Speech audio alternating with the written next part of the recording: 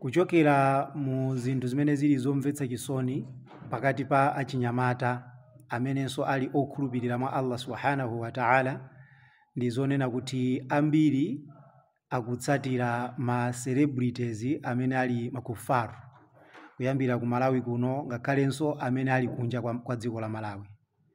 Ndipo akabwera amene akumutsatirayo selebu wauyo akabwera kudera kwawoko muona mmene amamenyanirana achinyamata kuti akalowe mu show ya ameneyo, kapena muona mmene achinyamata akuonongera ndalama kuti atsatire za celebrity ameneyo.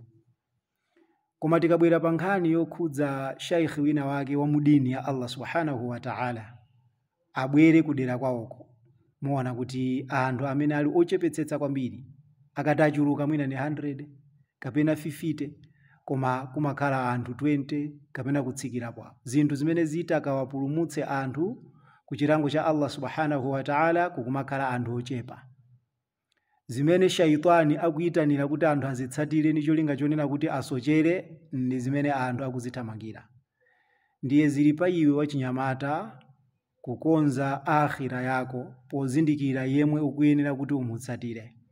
Taonani even pa social media pomwepa anthu amene timapanga like zinthu zawo muona kuti pakakhala kuti pali zoseketsa, pakakhala kuti pali akuti zaukunduku mmene monso nkumapezeka zoti kuli magrupu azolaula ndi zina zotero, kaya ndi zampira kaya ndi zandale, kukumakhala anthu mamiliyoni followers.